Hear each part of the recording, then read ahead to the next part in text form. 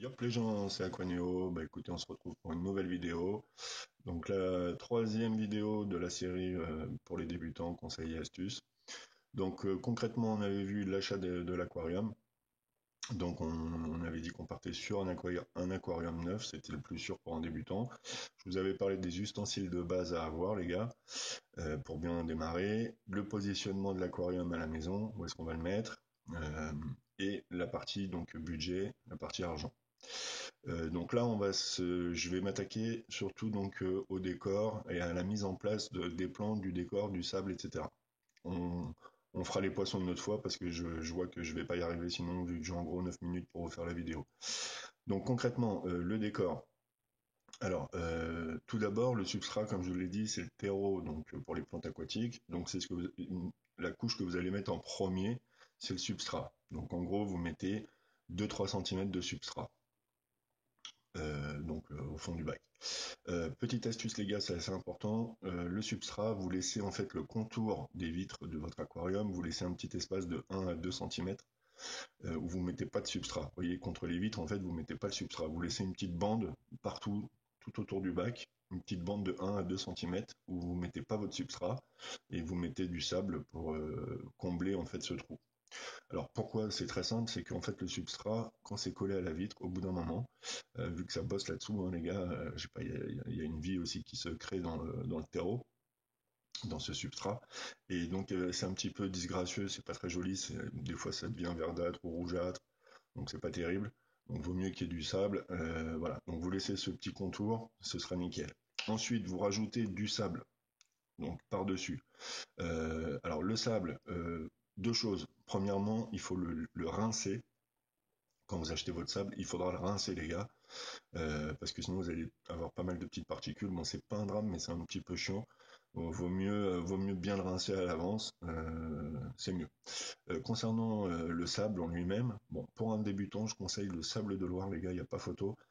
Pourquoi? Donc c'est un sable qui est classique, hein, il est beige, mais donc ça va, tout va bien. Et surtout, il n'est pas coupant, contrairement au quartz, par exemple, ou en tout cas à certains quartz. Donc le sable de Loire, ça va permettre, si vous avez des poissons de fond, bah, ils ne vont pas pouvoir se blesser. Vous savez, ces petits poissons genre Corridora, etc., qui ont des petits barbillons, comme des petites excroissances qui leur permettent un petit peu de fouiller dans le sable. Bah, au moins le sable de Loire, ça va pas les blesser, et donc voilà, c'est parfait. Donc je vous conseille sable de Loire, le rincer, et autre chose aussi, les gars, il faut faire une petite pente. Bon, c'est une astuce qui est bien connue, hein. Vous faites une petite pente entre l'arrière du bac et l'avant du bac. Donc, quand vous avez mis votre substrat de manière homogène, vous allez rajouter plus de sable à l'arrière, vous voyez, pour que ça fasse une petite pente. Alors, vous, en gros, je sais pas, vous mettez 2-3 cm de plus à l'arrière et vous faites une pente cohérente. Donc, je sais pas, imaginons à l'arrière, vous avez 7 cm, vous faites en sorte que il y en ait 4 ou 5 à l'avant. Voilà. Comme ça, en fait, ça va donner une perspective par la suite. Donc ça, c'est assez sympa, il faut le faire. Alors ensuite, le décor. Donc le décor, vous allez aller en animalerie, vous allez peut-être craquer sur une racine, etc. Donc ce que je vous conseille, c'est déjà de tester, bien sûr, avant de mettre de l'eau, hein. Comme ça, vous voyez un peu votre décor, où est-ce que vous allez le mettre. Limite, vous l'imaginez, vous le dessinez à l'avance, les gars, c'est pas mal. Plutôt que de le faire au dernier moment, avant l'introduction des poissons, etc. Vaut mieux le faire dès le départ. Donc n'hésitez pas, votre bac est vide, il n'y a pas d'eau, vous pouvez bouger, regarder, tiens, ben là ça me plaît, ça rend bien, ça rend pas bien, enfin voilà.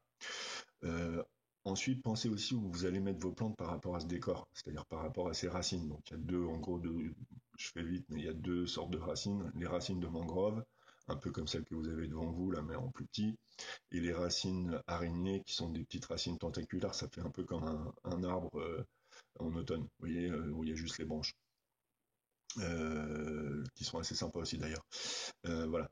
Donc concrètement, essayez de voir où est-ce que vous allez positionner vos plantes. Donc en gros, l'idée des plantes, c'est que vous allez mettre les plantes qui vont pousser assez hautes.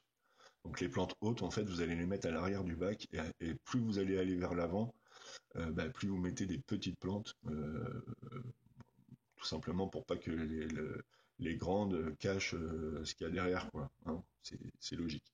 Voilà. Alors après, si vous avez un bac un peu comme celui qu'on voit en ce moment, qui est en fait à enfin, qui est pas contre un mur. Donc là, effectivement, c'est autre chose. Mais en général, en débutant, on colle toujours son aquarium contre un mur ou sur un meuble collé à un mur. Donc voilà. Donc ensuite, concernant les plantes, donc le but des plantes au départ, c'est de mettre des plantes à pousse rapide. Donc des plantes qui vont faire vite pour pousser et pour concurrencer les algues. Parce qu'en fait, quand votre cycle va se créer, donc en gros, bah, les algues aussi, c'est comme, on va dire, c'est comme les plantes, elles peuvent apparaître. Donc le but, c'est de mettre des plantes qui concurrencent fortement en fait les algues pour empêcher les algues d'apparaître. Voilà, tout simplement. Donc je vais vous donner deux, trois noms de plantes. Donc, alors, il y en a qui poussent vraiment très vite, faut quand même faire gaffe. Alors, concrètement, vous avez des trucs qui marchent bien. Il y a l'Hygrophila polysperma. Hygrophila polysperma, ça pousse très bien, ça pousse très vite. Vous avez l'Egeria dansa. Egeria dansa, pareil, ça pousse très vite. Vous avez, alors là, alors excusez-moi parce que c'est le nom scientifique là, Gymnocoronis pilontoide.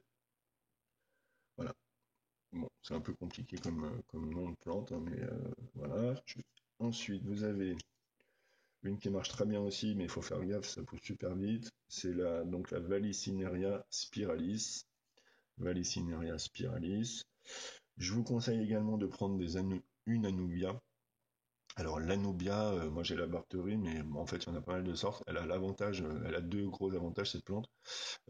C'est qu'elle n'a pas besoin de beaucoup de lumière, donc on peut la mettre un peu dans les coins sombres du bac. Et l'autre avantage, c'est qu'elle n'a pas besoin d'être en fait dans le sable, donc vous pouvez l'accrocher directement sur une racine par exemple. Vous prenez du fil de pêche et directement, avec le fil de pêche, vous l'attachez directement sur votre racine. C'est assez sympa. Voilà, c'est une très bonne plante. Ensuite, alors après, un petit peu plus. Alors oui, il y en a une autre qui est pas mal aussi, c'est la Storogine repense. Storogine repense, très bien. Bon, et après, moi j'ai d'autres plantes, mais bon, au départ, je ne vais pas vous donner les noms, c'est des plantes plus compliquées, qui ont besoin de plus de lumière, qui sont un peu plus fragiles. Donc voilà, les noms que je vous ai donnés, déjà, là, ça vous donne une bonne base. Alors, l'autre chose, faites gaffe les gars, c'est au niveau des plantes, au départ, n'en mettez pas trop, parce que bah, le problème c'est que on dit que c'est voilà toutes ces plantes de départ qu'on conseille, c'est vraiment des plantes qui poussent très vite, donc bah, vous pouvez vite être débordé au bout de 6 mois. Après c'est la jungle les gars dans votre aquarium, et c'est un petit peu compliqué. Voilà. Et laissez quand même pas mal d'espace aussi entre les plantes parce qu'après elles vont s'étoffer les gars et si elles sont un peu trop collées les unes aux autres, ben, finalement elles vont, pour le coup, elles vont se tuer l'une et l'autre quoi. Donc laissez pas mal d'espace entre vos plantes et ensuite vous ajusterez. Voilà. Donc concrètement, là ouais, je suis à 8 minutes 15 donc là je peux pas aller plus loin. Donc bah, je vous referai une petite vidéo concernant les poissons.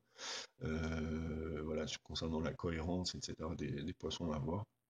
Alors pour l'instant, vous avez donc l'occasion de faire votre petit décor tranquillement, votre préparation. De toute façon, comme je vous l'ai dit la dernière fois, il faudra laisser tourner votre aquarium pendant un mois sans poissons avant d'introduire les poissons. Donc bah voilà, comme ça vous avez le temps de faire votre décor tranquillement. Voilà les gars, bah écoutez, je vous dis à très très très vite et je vous dis à ciao ciao. Salut.